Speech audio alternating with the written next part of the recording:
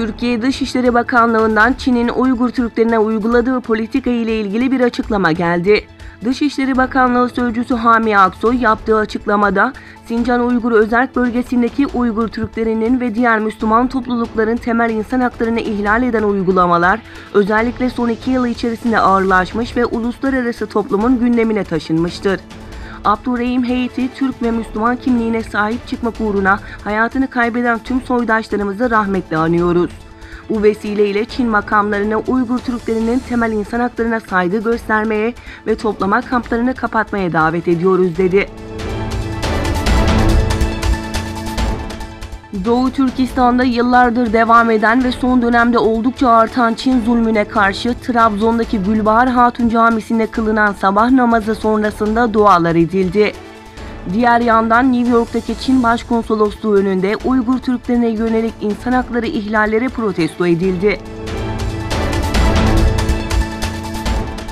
Esed rejimi ve İran destekli terörist grupların İdlib gerginliği azaltma bölgesi sınırları içindeki yerleşimlere düzenledikleri saldırılarda aynı aileden 5 kişinin öldüğü belirtildi. Rejim güçleri Soçi mutabakatını ihlal ederek İdlib gerginliği azaltma bölgesi sınırları içindeki Han Şeyhun ilçesi, Cercenaz ve Tuğ beldesi ile Temaniye ve Telminnes köylerine ve Hama ilinin kuzey kırsalındaki Latamine ve Keferzita ilçeleriyle kırsallarına top saldırısı düzenledi.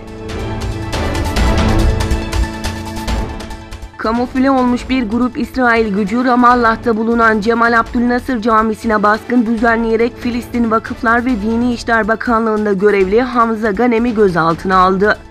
İsrail güçleri işgal altındaki Batı Şeria'nın Ramallah kentinde camiye düzenlediği baskında 3 Filistinli yaralandı. Rusya'nın Washington Büyükelçisi Anatoly Antonov, Rus lider Putin ve ABD Başkanı Trump arasında olası bir görüşmenin ciddi hazırlıklar gerektireceğini, normal bir diyalog için ABD'nin ultimatom dilinden vazgeçmesi gerektiğini belirtti. Sputnik'e konuşan Antonov, Rusya Devlet Başkanı Vladimir Putin ve ABD Başkanı Donald Trump arasında olası bir görüşmenin ciddi hazırlıklar gerektireceğini, normal bir diyaloğun gerçekleşmesi için ABD'nin ultimatom dilinden vazgeçmesi gerektiğini söyledi.